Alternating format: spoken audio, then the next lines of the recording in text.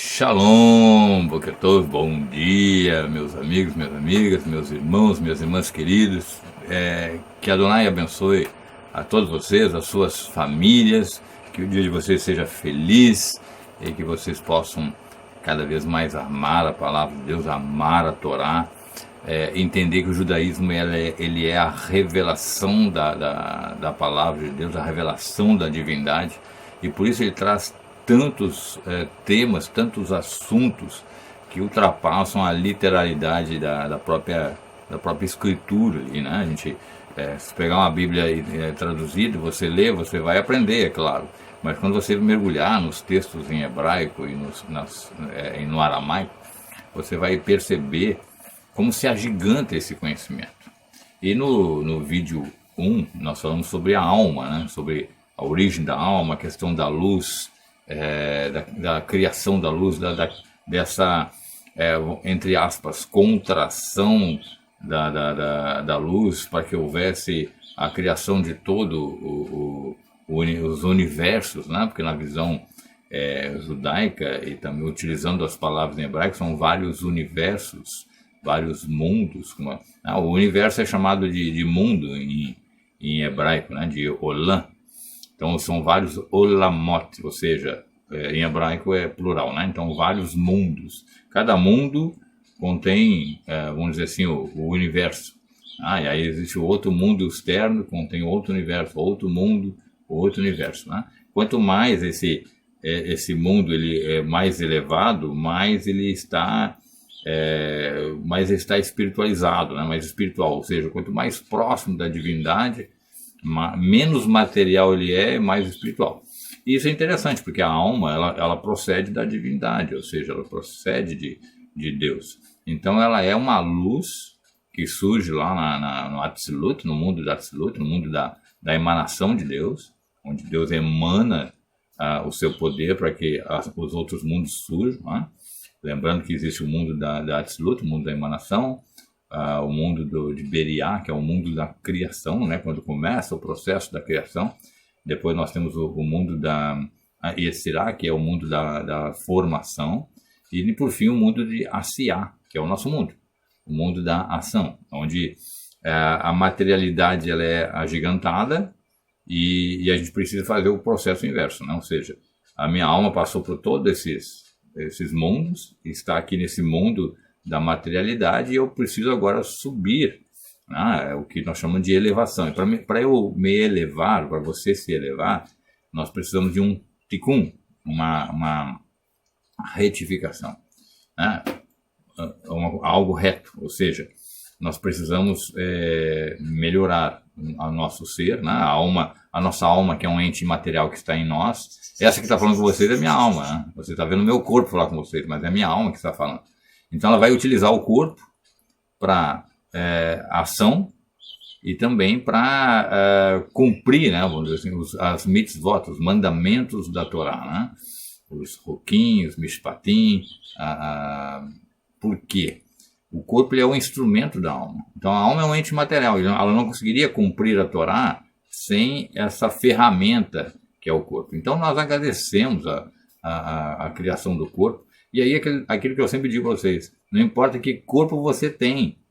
Muita gente sofre em busca de um corpo ideal, de um corpo comparando com outro corpo. Esqueça isso, o corpo que você tem é o corpo que Adonai te deu para essa alma habitar e realizar suas mitzvot, seus mandamentos. É claro que nós temos que tratar bem esse corpo, né? Então, às vezes, o nosso corpo está obeso. Por quê? Porque a gente está se alimentando mal. Às vezes a gente está magro demais porque a gente está se alimentando mal. Às vezes nós estamos muito afadigados porque nós não estamos descansando, nós estamos nos alimentando bem. Então eu preciso ter todo um processo de cuidado com esse corpo, porque o corpo é sagrado, tá?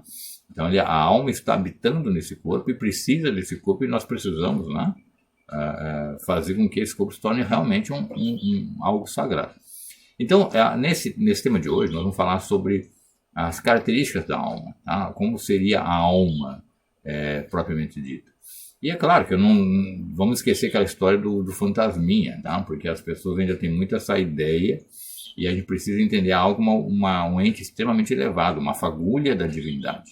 é uma luz que habita num corpo, né? E o corpo ele é a vestimenta da alma. Tá? Assim como os mundos que eu acabei de falar, os universos, são as vestimentas da criação. Vamos imaginar, uma pessoa nua, ela se cobre com uma vestimenta, você não vê a nudez dela. Se ela colocar uma outra roupa por cima daquela, vamos imaginar que fosse um dia de frio, ela coloca uma roupa de baixo, coloca uma outra roupa por cima e coloca uma outra roupa ainda por cima. Então, você tem aí 3 vestimentas. Aí você tem os mundos, né, que encobrem a nudez e também encobrem, né, protegem, vamos dizer assim, do exterior, certo? No sentido inverso, os mundos têm o sentido de dificultar, de ocultar a Deus. Ou seja, eu não posso contemplar Deus de uma maneira direta. Então Deus também criou vestimentas, que são os mundos. Enquanto nós estamos no mundo de baixo, não? Um mundo mais inferior, nós estamos no mundo de baixo.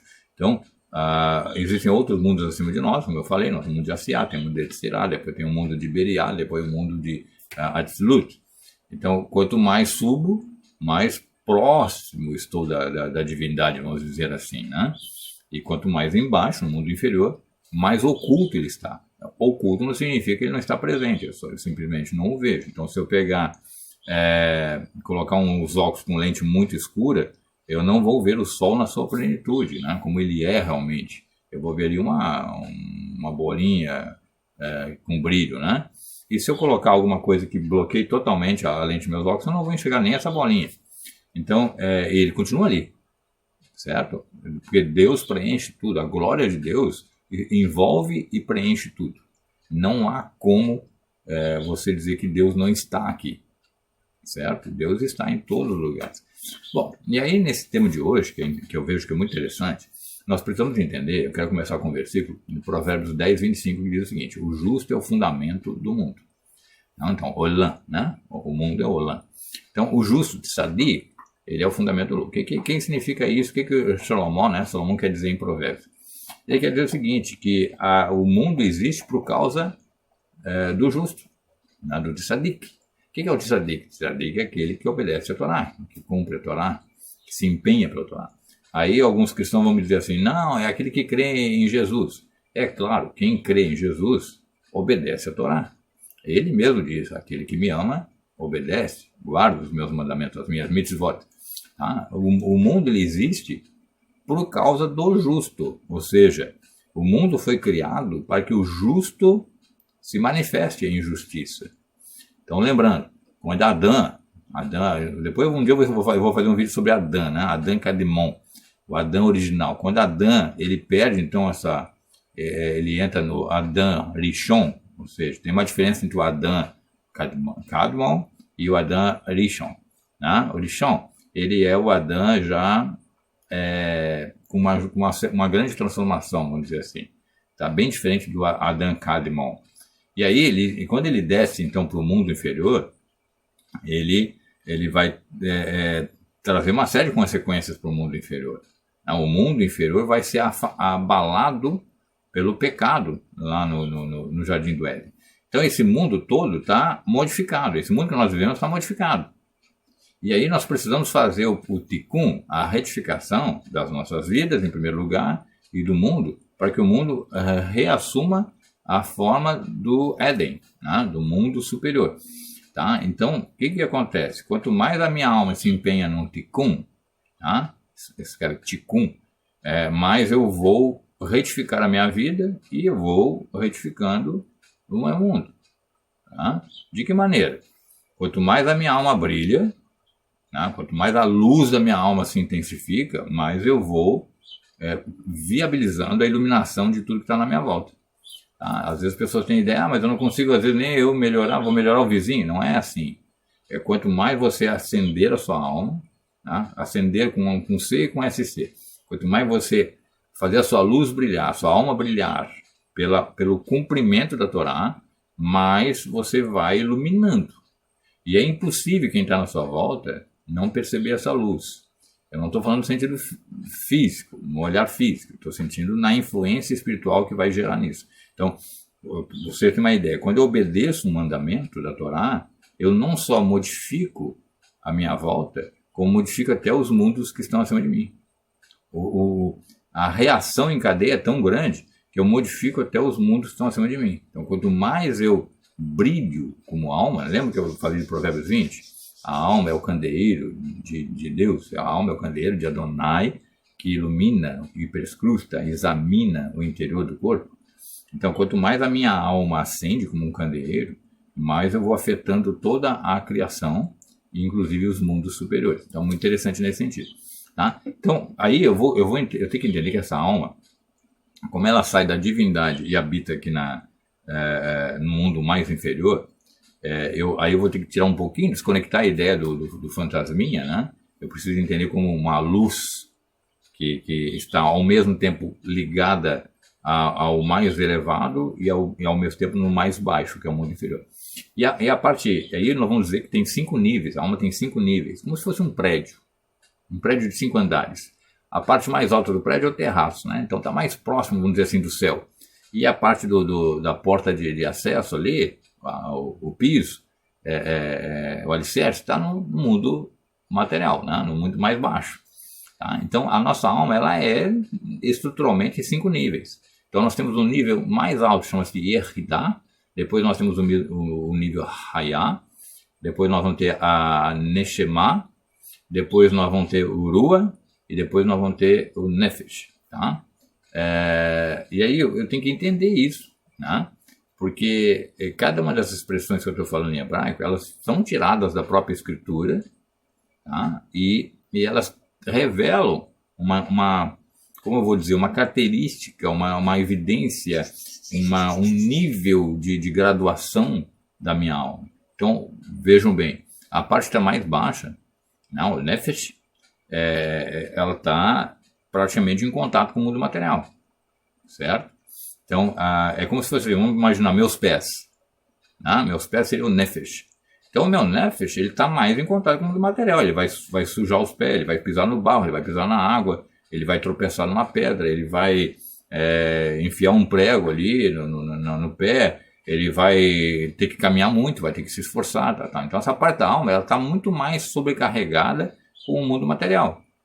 E essa parte da alma é que vai sofrer todo o impacto do mundo material. E ela é a mesma, tá? O Nefesh é a mesma existente nos animais.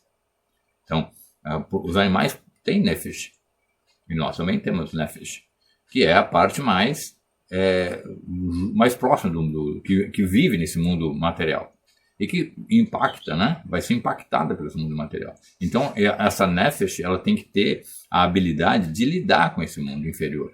Então, eu não posso, por exemplo, ter prazer em comer demais, ou entrar num processo de não comer nada, ou viver no materialismo, no consumismo, agarrado ao dinheiro, agarrado aos prazeres do mundo, porque o mundo ele vai seduzir a Nefesh, e eu preciso ter um cuidado, senão eu vou me comportar igual a um animal. Porque o animal ele não vai agir com essa instância superior, ele vai pensar o quê? Eu tenho que matar para comer, eu tenho que comer, eu vivo para comer e sobreviver. Então ele não avalia, por exemplo, quando o leão mata um animalzinho lá na savana, ele não avalia emocionalmente, ai tadinho, matei o bichinho, ele não avalia, porque ele está ali no mundo material, ele tem que cumprir a sua materialidade. Por isso que, aí que podemos fazer um outro vídeo sobre isso, sobre sacrifícios, por isso que o sacrifício exige um animal. Porque quando eu peco, eu estou me comportando como um animal. A minha Nefesh é que está fazendo tudo isso. Então, o animal que morre no meu lugar é como se eu estivesse dizendo, a minha alma animal está morrendo ali junto com aquele animal. Tá? E aí a fumaça tinha que ser queimada por quê? Porque a fumaça sobe. Né? Então a ideia é assim, o animal que me representa ali, e na verdade não só representa, mas é uma transferência espiritual ali, ele vai ser queimado inteiramente para subir, para ter elevação. Então quando eu me arrependo, quando eu faço a minha confissão de pecado verdadeira, eu faço minha techuvá, a minha alma se eleva, igual uma fumaça. Tá? É nesse sentido. Tá? E aí nós temos então depois, né, vou subindo. Eu tenho a Nefesh que eu falei, que está relacionada à ação. Tá? nesse mundo inferior. Depois, logo o segundo nível tem o Urua, que às vezes é traduzido como espírito, mas ele pode ser traduzido como vento, pode ser traduzido como direção. E é ele que vai me dar esse direcionamento, é ele que vai me vamos dizer assim, executar o meu livre-arbítrio de uma maneira mais inteligente, né? E esse espírito, esse Urua, que é o segundo nível da alma, ele tem a atribuição, sobretudo, da fala. Ele é através do Urua que eu estou falando com você, que eu estou me comunicando com você. Tá? Então, a minha comunicação pode ser boa ou ruim. Não no sentido de semântica ou de gramática, mas no sentido espiritual. Eu posso falar besteira, eu posso falar palavras ofensivas, eu posso falar palavras iradas, eu posso falar um monte de baboseira, ou posso falar coisas elevadas, intelectuais, sábias. Então, essa fala, ela vai estar ao uso da alma, certo? Para se comunicar. E essa comunicação, ela é extremamente importante. Tá? E aí diz o seguinte, o terceiro nível é Neshama, tá? Que tem a ver com o quê? Com a parte do pensamento. Tá? Então, quando você está pensando em algo, o seu nível da Neshama é que está exercitando esse pensar. Tá? E isso é muito importante, porque como é que eu vou entendendo só nos 3 primeiros níveis, né? Eu tenho uma parte que pensa, uma parte que fala e uma parte que age. Então, essas 3 partes, elas têm que estar extremamente sincronizadas para que eu possa agir de uma maneira santa, de uma maneira sagrada, de um Kiddushin, né? De uma maneira de santificação da minha vida. Então, os meus pensamentos, eu preciso elevá-los também. Os meus pensamentos não podem ser pensamentos tolos, fúteis, materialistas, voltados para o prazer. Eu preciso elevar meus pensamentos também para que influencie a minha fala e influencie o meu agir. Então, a Neshama, o Urua e o Nefesh. Né? E aí é interessante, porque o que acontece? Eu tô nesses 3 níveis aqui que eu estou falando, né? Eles praticamente estão em contato com esse mundo inferior. Né? Esses 3 níveis que estão mais próximos desse mundo inferior. E aí, eu vou trabalhar, a Torá vai trabalhar na minha vida para que os meus pensamentos sejam retos, para que a minha fala seja reta e para que a minha ação seja reta. Por isso é importante a Torá. Se você tirar a Torá do mundo, a alma fica perdida. Tá? Porque ela não vai ter um princípio de tikkun, de retificação. Então, eu tenho que entender e me empenhar para que haja essa mudança comportamental nesses níveis, me agarrando com a Torá. Por isso que a Torá, lembra o que é mitzvot? Mitzvah em singular? Mitzvah vem de savá, que é pegar, me unir, me conectar, de trabalhar em equipe, né? Com quem? Com Deus. Então, quando eu cumpro uma mitzvah, eu estou me conectando à divindade, estou trabalhando em cooperação com Ele, para quê? Porque eu sou um instrumento do tikkun, da retificação. Então, a Torá me conduz a um processo de conexão com a divindade e de trabalhar com Ele e para Ele. Entendeu? Então, isso é muito importante. A Torá é extremamente importante, é extremamente sagrada. Não existe essa questão que o cristão enxerga da Torá, é totalmente distorcida, é herética. Tá? Os meus irmãos cristãos, eles têm a dificuldade porque eles não estudam sobre a Torá. Eles aprendem da teologia. A teologia é herética. Tá? Então, a gente tem que ter todo um cuidado nesse sentido. A Torá ela é sagrada. Tá? Então, o que eu vou vendo aqui? Que a partir do momento que eu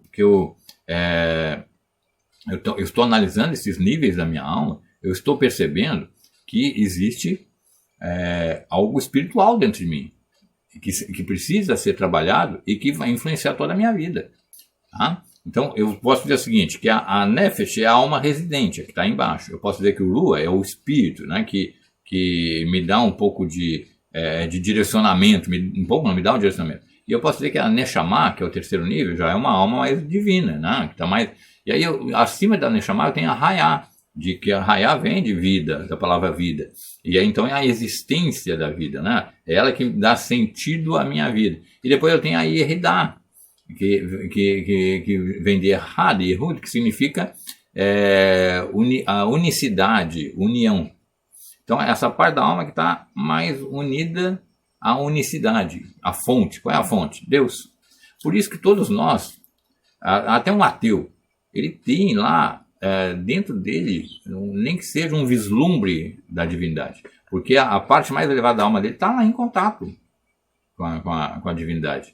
O problema é que ele se tornou tão materialista, tão voltado por baixo, para o mundo inferior, que ele começou a esquecer essa parte elevada. É como se eu tivesse uma missão a cumprir, e aí eu vou me dedicando tanto a uma outra coisa que eu vou esquecendo a minha missão. Então a minha missão é fazer a vontade do meu Deus, certo? Então o que eu tenho? A Yeridá, essa parte mais elevada, ela tá relacionada à vontade. A vontade de quem? A vontade divina. A vontade de Deus para as nossas vidas. Aí depois tem a Hayá, que tá ligada à mente, certo? E aí, na mente no sentido intelectual, ela que vai me encher de sabedoria, de intelectualidade. E depois tem a Neshama, que está relacionado ao pensamento, que eu acabei de falar. Então, o que vai na minha mente, os pensamentos, né? Como eu vou lidar com essa intelectualidade superior, com essa sabedoria superior, ou eu vou convertê-la a alguma coisa mais inferiorizada. E a Urua, a fala, então a Nefesh, a ação. Tá? E cada uma delas está relacionada a um desses mundos. Então, por exemplo, a Yeridá, que é a mais elevada, ela tá ligada a Adam Kadmon, que é o Adam primordial, o Adam original. Tá? Depois eu explico no outro vídeo sobre a questão do Adam. Tá? E aí a parte da Hayá, que é o segundo nível, de cima para baixo, tá associada a Atzilut, que é o mundo da emanação. É o poder de Deus vindo para criar as coisas. Tá? E aí depois eu tenho a Neshama, que está ligado ao mundo da Beriá, que é o mundo da criação propriamente dito. Né? E aí eu tenho Urua, que está ligado a Yetzirah, ao mundo da formação, e da Nefesh, que está ligado ao mundo da Asiá, da ação. Então tudo isso vai me dando a ideia de como é a nossa alma. Minha alma, então, ela é formada por Yeridá, parte mais elevada, que é formada por... A palavra Yeridá vem de Errad e Yehud, né? Então, Errad é unicidade, lembra do Shema? Shema Israel, Adonai Eloheinu, Adonai Errad, né? Unicidade. Então, é a unicidade e Yehud significa união. Então, eu estou em união com a unicidade. A parte mais alta da minha alma está em união com a divindade, com a fonte de toda a criação, que é Deus, certo? E aí depois eu tenho a Hayá, no segundo plano, né? Que vem de Hay e Hayut, né? Vida e força vital. Então, nesse nível há uma conexão com todas as outras almas. Então, todas as nossas almas estão interligadas nesse nível da Hayá, certo? É como se fosse uma ligação alma com alma. A gente percebe uma alma na outra ali, tá? É um mundo muito elevado. E depois eu tenho a Neshama, que vem de Neshima, que significa respiração. Tem a ver com aquele texto que Adonai sopra, né? O fôlego nas narinas de Adão, né? E ele se torna uma alma vivente, né? Uma Nefesh Hayá. Então repare, quando ele sopra, o que a Torá quer dizer? Que ele tirou de dentro dele algo e colocou dentro de Adão. Então, o que Deus tira de dentro dele mesmo? A sua própria divindade, ele é Deus. Então, ele coloca a sua divindade, a sua fagulha divina dentro, coloca uma fagulha divina dentro de Adão. Então, Adão, aquele Adão lá, ele é preenchido pela divindade de Deus. Tá? Por isso que nós temos dentro de nós sede de Deus, nós temos necessidade de Deus, porque há uma ligação muito espiritual com isso. Aí depois eu tenho Urua, né, que eu falei que às vezes é traduzido nas escrituras como o espírito, como o vento, como direção, tá? Com um poder especial da divindade, né, que representa então o caráter da pessoa. Tá? Por meio que eu falei, né, como ele é traduzido como direção, é por meio dele que eu vou executar as minhas escolhas. Então, se eu escolher as coisas boas e corretas, eu estou usando Urua. Se eu tomar as decisões erradas, eu estou usando o Rua. Então, é comum, por exemplo, no linguajar assim, o fulano tem espírito de porco. Por quê? Porque ele só faz porcaria, só faz bobagem. Né? É uma alusão até à questão do animal impuro, né? Do porco. Então, o que significa? As decisões, o direcionamento dele é equivalente ao de um porco. Certo? Agora, quando as decisões são elevadas, por exemplo, na Bíblia a gente vê assim, tu és como um anjo de Deus. Né? Fala lá para Davi, tu és como um anjo de Deus. Por quê? Porque Davi está tomando decisões tão elevadas e tão de obediência a Deus como um anjo. Tá? Então ele está usando o Rua. Quando a gente vê na Brit Hadashah, que é chamado hereticamente Novo Testamento, que a Adonai dá o Espírito Santo, as pessoas acham que é uma terceira pessoa da Trindade, não tem nada a ver. Esse Espírito Santo, né, seria o Rua HaKodesh, né, é o poder de Deus, esse Rua, para nos conduzir, para nos direcionar. Então, porque o nosso espírito, nosso Rua está tão afetado que quando eu realmente faço a minha techuvá, eu recebo como se Deus soprasse em mim de novo o seu Rua. Né? Então, esse Rua vai me conduzir, vai me direcionar para Deus, como se fosse um vento me soprando, né? Lembra que Rua também é vento em hebraico, me soprando na direção de Deus. Tá? Por isso que eu vou, a partir do momento que eu faço techuvá, eu vou melhorando a minha vida, eu vou fazendo tikkun a cada momento. Tá? E aí eu tenho a nefesh, né? Que vem de nafash em hebraico, que significa descansar, ou seja, a parte está descansando no mundo inferior. E nisso eu vou compreendendo muito do que a Escritura fala, né? Ela está muito identificada com o corpo. A nefesh, que vem de nafash, né? De descansar, ela está muito associada ao corpo. E aí que é o bom e o ruim. Né? Se ela se agarrar demais com o corpo, ela vai entrar no processo de materialismo. Agora, se ela perceber que ela habita num corpo, mas para subir, aí é outro movimento espiritual que ela vai fazer. Ela vai fazer o tikkun, né? E ela está muito identificada com o corpo. Muito. Tá? E ela está associada à própria circulação sanguínea. Por quê? Porque o texto diz que a alma, né? O sangue é a alma, né? O sangue é a alma. Então, o sangue, ela tem onde, vamos dizer assim, onde habita essa alma, né? Essa nefesh, essa parte da alma.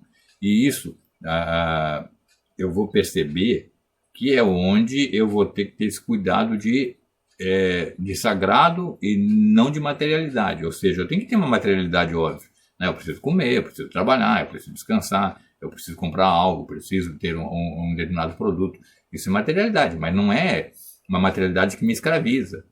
Certo? Agora, quando eu me dedico aos prazeres, às coisas inconsequentes do mundo, eu estou usando a minha nefesh muito inferior, de uma maneira muito inferior.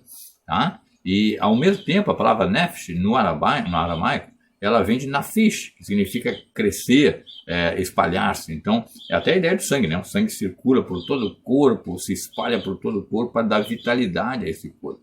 Tanto é que a ausência do sangue, a pessoa é um defunto. Né? A pessoa morre. Tá? Então, esses 5 níveis que eu falei, eles formam uma cadeia de ligação do homem com os universos celestiais, né? Os universos superiores e com o próprio Deus, como se fosse uma corrente. Tá? Então, elas não são separadas, elas são inseparáveis. Tá? Como eu tenho o meu pé, a minha perna, meu tronco, meu pescoço e minha cabeça, é inseparável. Entendeu? E eu sou um ser só, mas essas partes são inseparáveis. Tá? E os mundos, como eu falei, os olamot, são as vestimentas. Então, aqui, nesse mundo inferior, eu não consigo olhar para Deus. Nem que eu estivesse num mundo muito superior, eu olharia para Deus, porque eu não sobreviveria, não iria sobreviver a estar na presença grandiosa de Deus. Então, Deus criou vestimentas, né? Coberturas, para que eu não contemplasse Ele de uma maneira plena. Mas ele me permite eu contemplá-lo através dessas vestimentas. Né? Então, o que acontece? A palavra para vestimenta, né? ela tem o olamot, os olamot, ou seja, os mundos, eles são, ao mesmo tempo eles ocultam e revelam. Tá? Aí você pergunta, mas como assim? Então vou explicar. Ao mesmo tempo que Deus está ocultado de mim, eu não posso contemplá-lo diretamente, a minha alma continua tendo ligação com ele. Tá? E quanto mais eu me aproximo de Deus através da Torá, mais ele se revela para mim. Então essas vestimentas é como se elas ficassem mais tênues, e eu pudesse contemplar mais a Deus. E para ele fazer possibilitar que o ser humano santificado pudesse contemplar o maior, ele criou o santuário. Tá? O que é o santuário? Ontem eu conversava aqui com algumas pessoas explicando. Ó, o santuário, né, é uma palavra portuguesa, né, mas vamos pegar a palavra em hebraico, né, o Beit HaMikdash, ou seja, a casa do Mikdash. Beit é casa. Tá? Agora vou traduzir o que é Mikdash. Mi é o local de manifestação, onde ele habita, né? E Dash vem de Shekhinah, a sua glória habita. Então o que é? A casa onde a sua glória habita. Então o santuário é o lugar onde ele habita. O santuário nada mais é do que a manifestação da glória no mundo material. Entendeu? Então, olha que interessante. O santuário, a Beit HaMikdash, é o local no mundo material onde Adonai se revela. Que eu posso, entre aspas, ver Adonai. Tá? Eu posso ver Adonai. E nós mesmos somos considerados micro Beit HaMikdash. Ou seja, nós somos o santuários ambulantes, onde Deus se revela para cada um de nós. Tá? Então, tanto a figura do tabernáculo como a figura... Ontem eu falava, né, a gente fala templo, né, o primeiro templo, o segundo templo, o terceiro templo, mas a palavra templo vem do grego. Tá? A palavra correta ali é Beit HaMikdash, a casa, casa. Isso é muito interessante, Beit é casa, a casa onde a glória de Adonai habita. Isso é muito importante, tá? Porque a ideia é que ele está ali, né? Ele está ali. Ali é a casa dele, ali eu me achego a ele, ali eu entre aspas, eu o visito, eu vou ali para conversar com ele, eu vou ali para falar com ele, vou apresentar a minha confissão, eu vou apresentar as minhas ações de graças, eu vou demonstrar meu amor e temor a ele, é a casa dele, certo? E ao mesmo tempo, de uma maneira pequena, eu sou um mini santuário. Então isso, o que significa? Nós somos microcosmos para trazer revelações, tá? Cada um de nós é um microcosmo, é um Beit HaMikdash pequeno, né, para trazer revelações desse Deus que nós amamos para o mundo, para o Olam. Por isso que é extremamente importante que a nossa alma haja como alma santa. Né? Então, o corpo ele acaba assumindo a forma da alma. Vocês podem notar que uma pessoa que é muito má, o corpo dela transmite isso. E uma pessoa que é mais doce, uma pessoa que é mais bondosa, o corpo dela também vai transmitir essa doçura. Não só o sentido, a aparência sim, mas também a fala dela, os sentimentos dela, as expressões dela, vai mostrar tudo isso. Porque o corpo está assumindo a forma daquela alma. Tá? E aí, nós vamos ter vários elementos muito importantes, por exemplo, Homer, em hebraico, é matéria, que é o corpo. Tá? E eu tenho a Horemá, em hebraico, que é sabedoria. Então, veja bem, eu tenho a sabedoria habitando num corpo, eu tenho a Horemá habitando no Homer. Tá? E aí eu preciso entender o que é sabedoria. Sabedoria, lembra que eu sempre falo, né? A diferença entre sabedoria, entendimento e conhecimento. Sabedoria ela é a parte contemplativa de Deus, dessa emanação. Eu tenho consciência disso, tá? Disso tudo. Eu tenho consciência de Deus, eu tenho conhecimento da verdade absoluta de Deus. Mas às vezes eu não tenho entendimento, então eu preciso ter entendimento. E a partir do momento que eu começo a entender, eu vou ter então o conhecimento. São expressões totalmente diferentes. E o corpo é o meio, o instrumento da alma para eu ter o entendimento e o conhecimento da sabedoria. E aí, sempre pergunto para minha filha, o que é sabedoria mesmo? E minha filha responde, a Torá, pai. A Torá é a sabedoria, certo? Então eu preciso, e a Torá está onde? Se a Torá é a sabedoria é elevada. Então eu preciso fazer um caminho de baixo para cima para atingir essa sabedoria, alcançar a sabedoria. No momento que eu alcanço essa sabedoria, eu vou ter o entendimento dessa sabedoria, eu vou ter conhecimento. E o conhecimento em hebraico significa o quê? Intimidade. É ligação afetiva mesmo. Por isso que é dito assim, o homem conheceu a mulher no hebraico. Não existe a palavra relação sexual. Existe o homem conheceu a mulher. Que é o quê? Teve intimidade. O que é intimidade? Quando eu tenho uma ligação tão forte com a pessoa que existe quase que uma unicidade ali. Entendeu? Quase que uma comunhão perfeita. Então a alma ela tem que fazer esse caminho inverso para poder se aproximar. Tá? E aí o que eu quero mais falar para vocês ainda em relação a essa questão da alma, para a gente poder ter um entendimento.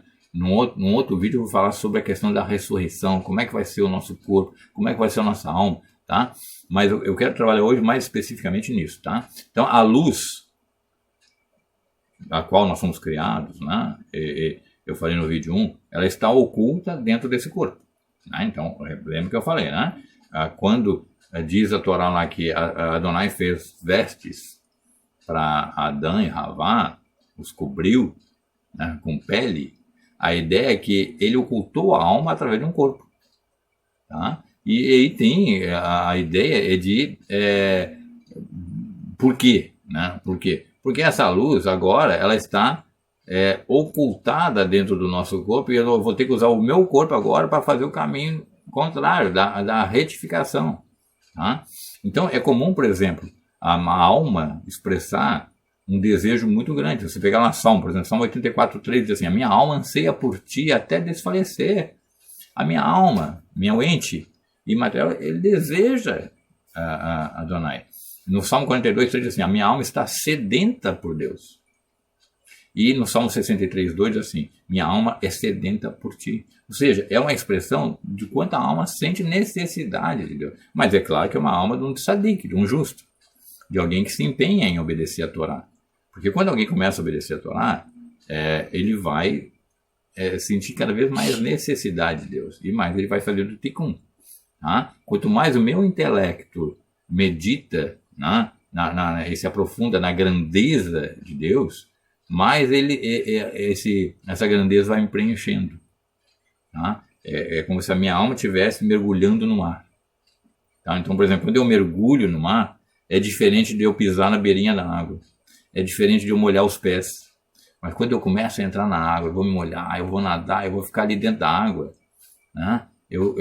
É exatamente isso. A minha alma começa a se aproximar da grandeza de Deus e começa a sentir toda a água de Deus, né? Toda a grandeza de Deus me envolvendo, me cercando por cima e por baixo. Né? Então, imagine que você mergulhou. Você mergulhou. Aí você está debaixo da água, mas a água está te cercando, a água está te tocando, a água está te preenchendo. Tá? A ideia é essa, desse caminho que eu falo que é o caminho de volta para Deus. Né?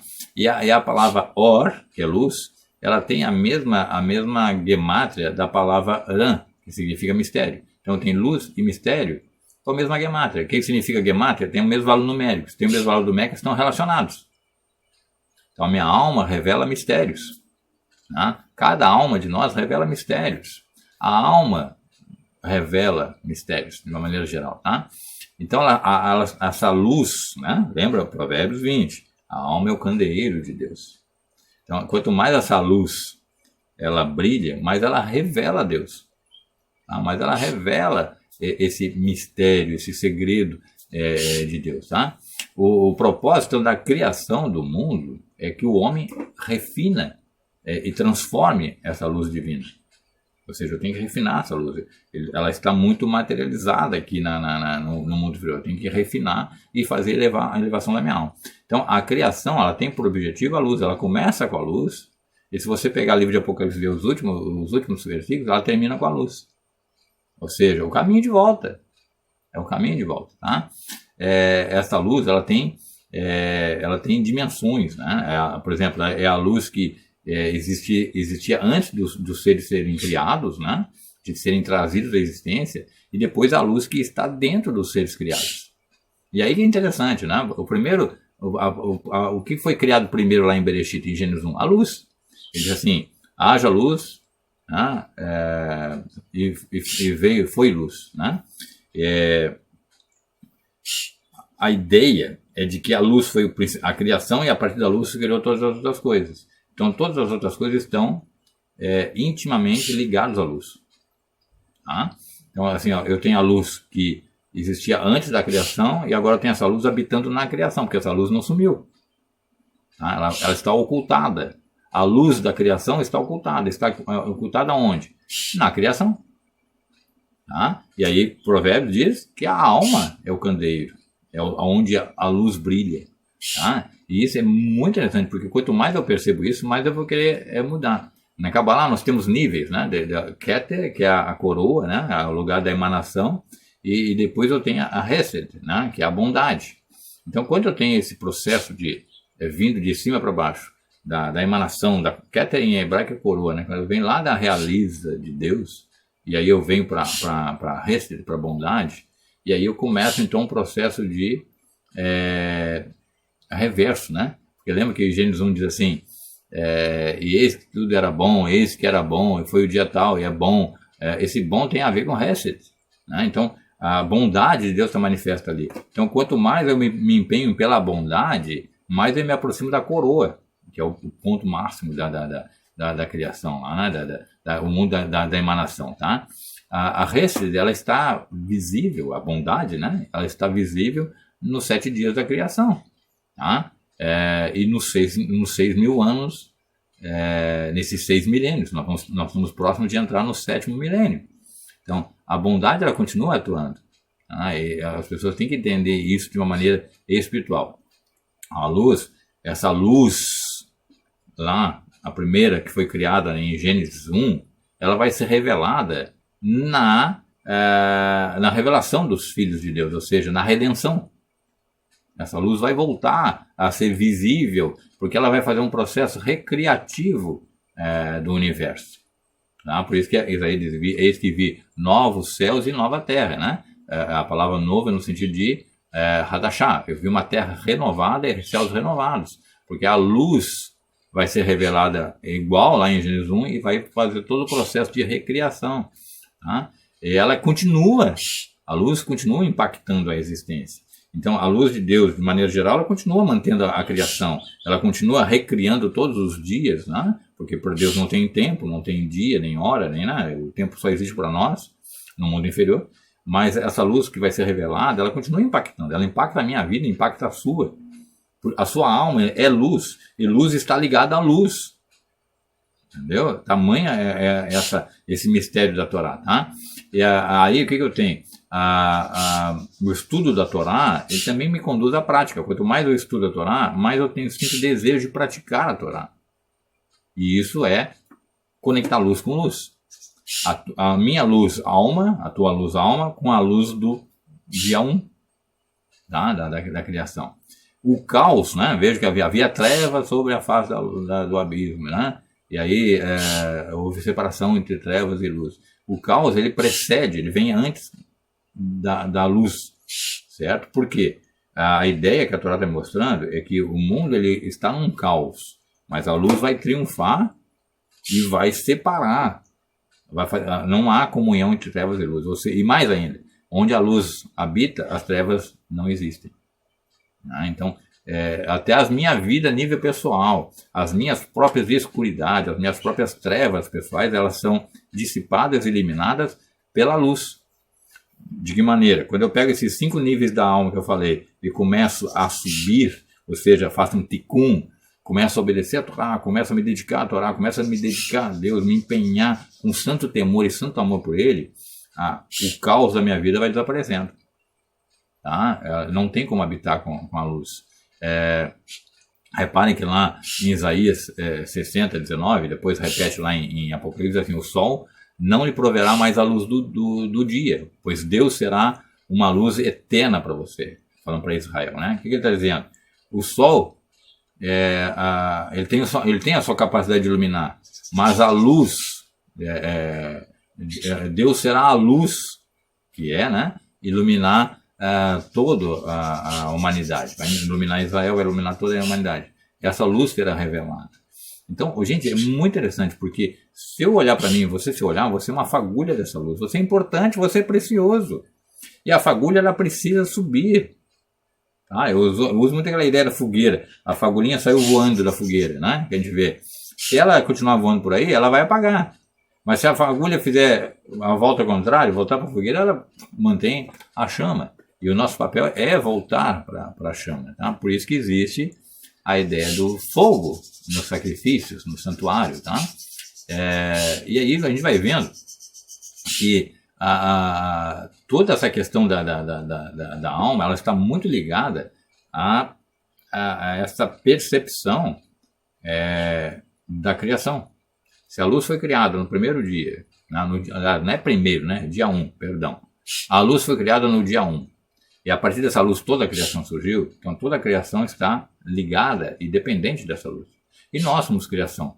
A nossa alma é criação. Então nossa alma tem ligação com a luz e nós somos luz ainda por cima. Dentro de nós existe uma luz.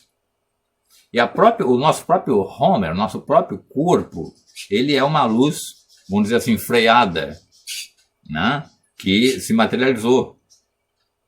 Certo? Então eu tenho uma luz alma que continua luz, e eu tenho o meu corpo que é uma luz que foi freada, se materializou. Então a luz dentro da luz, que é toda a criação. A pedra é uma luz. Tá? A pedra é uma luz. Foi freada e ela tem uma forma agora de pedra, sólida. Tá? O mundo físico é a luz freada. Porque tudo é luz, gente. E a nossa alma é a luz incandescente. É a luz que brilha. É a luz que age, vamos dizer assim. Então, eu preciso entender muito isso para que eu possa ter um amor e um temor maior ainda por Deus. Eu sou ligado a Ele. Eu sou a fagulha ligada. A minha alma é uma fagulha ligada a Deus.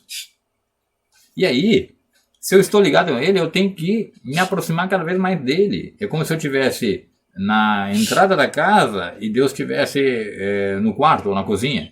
Então eu tenho que caminhar na direção dEle para poder me sentir perto dEle, me sentir próximo dEle, usufruir da presença dEle. E a alma tem esse objetivo de subir. Tá? Então, e a alma, ela o desejo da alma é pela força vital que Deus nos dá. Ele é a nossa fonte de força vital. Tá? Então não há espaço para materialismo, não há espaço para eu me entrar em crises depressivas ou de ansiedade, porque esse mundo não é o meu alvo. Esse mundo não é o meu foco. O que é ansiedade? É a preocupação com o dia de amanhã, a coisa tal, mas a Bíblia diz: não andeis ansiosos. Não, o que é depressão? É quando eu entro num estado de desacreditar, está tudo errado, está tudo assim, mas o mundo não é o meu certo, o meu errado. Tá? Deus é o meu certo, Deus é a verdade. Então eu tenho que me aproximar de Deus, não tem espaço para eu curtir, entre aspas, tá, gente? Com respeito a quem está com depressão, mas assim, não tem espaço para eu alimentar a depressão. Eu preciso sair dessa depressão porque eu tenho uma missão a cumprir. Eu sou uma alma que precisa brilhar, eu preciso uma alma que precisa subir, uma alma que precisa ter elevação, uma alma que precisa fazer tikkun, uma alma que precisa se agarrar cada vez mais com Deus, uma alma que vive para Deus. E isso nós chamamos de bitu. Bitu em hebraico é negação. Eu preciso me negar. Eu preciso negar os meus valores materiais para me dedicar a Deus. Não estou dizendo que eu tenho que ser um eremita. Eu estou dizendo assim, eu não posso me agarrar com as coisas materiais. Eu preciso viver a espiritualidade nesse mundo material. Senão Deus já não teria criado o mundo material. Certo? A minha alma está no mundo material, mas não para viver agarrado ao mundo material, mas para usá-lo como trampolim, como escada para a elevação. Então eu não tenho tempo para ficar agarrado a esse mundo. Se a minha alma se agarra a esse mundo, ela não sobe. É como uma âncora. Não posso ficar agarrado na âncora, eu tenho que subir. Tá? Se você mergulhar e agarrar na âncora, você vai morrer ali, afogado. Mas se você largar a âncora e continuar subindo, você vai vir à tona e vai ter vida. Tá? Então a alma tem esse objetivo. Ela é algo muito maravilhoso. Tá? Então tudo está muito ligado. Quando eu falo Shema Israel, Adonai Elohim, Adonai Echad, eu estou declarando a unicidade dele. Adonai é um, e ele é o nosso Deus. Né? E aí eu estou declarando, dando testemunho disso, de que se ele é único, a unicidade dele, eu estou único com ele. Eu tenho que subir em direção. Então quando eu falo Shema Israel, Adonai Elohim, Adonai Echad, eu estou testemunhando dessa unicidade, e a minha alma vai se elevar nessa prece, nessa oração, nessa recitação. Ela vai se elevar, porque ela está reconhecendo aquilo que ele ordenou, né? Nós praticarmos, tá? Então eu tenho que amar a Deus de todo o meu coração, Deuteronômio 6,5. E amar de todo o coração, que é? O coração é a sede onde o sangue passa, né? O sangue é a alma. Então eu tenho que amar a Deus com a minha alma, com a minha vida, com a minha existência. E aí eu vou ter experiências supranaturais, sobrenaturais, uma experiência com a divindade, a minha vida vai mudar. É o que a Torá chama de bênção. Tá? Eu vou ser abençoado em todas as áreas da minha vida, inclusive nas áreas materiais. Tá? Eu preciso ter esse tikkun, eu preciso ter essa consciência de tikkun. Tá? Então é muito importante que eu tenha esse despertamento espiritual, tenha essa compreensão da minha alma e a compreensão da minha missão. Se eu trabalhar nisso na minha vida, eu vou ter elevação. O que é elevação? Me aproximar do Criador. Eu vou me aproximar de Adonai. Não é à toa que quando Adonai se revelou lá no Sinai, a Shekhinah, o santuário dele se manifestou ali, no Monte Sinai, e Moshe teve que subir até ele. E quando ele subiu até ele, ele entrou na Shekhinah, ele entrou no céu, vamos dizer assim, né? Que se manifestou ali. E quando ele desce uma outra pessoa. Então, nós precisamos subir o nosso Sinai para ter essa experiência verdadeira, de felicidade verdadeira, de experiência com Deus. No outro vídeo eu vou continuar falando sobre a alma no corpo, e eu vou falar sobre ressurreição, sobre redenção, para que você possa entender, à luz do judaísmo, à luz dos textos hebraicos, o que significa isso, o que significa redenção, o que significa salvar, o que significa salvador, o que significa corpo ressurreto. Eu te aguardo no próximo vídeo. Se você gostou, curta o vídeo, por favor. Se você não é inscrito, se inscreva no canal. Mande seu comentário, eu gosto muito de conversar com você, né? E eu vou respondendo sempre os comentários durante a semana. E eu conto com você no próximo vídeo. E que Adonai nos abençoe você, a sua vida, a sua família, e nos permita esse próximo encontro, tá bom? Um beijo no coração.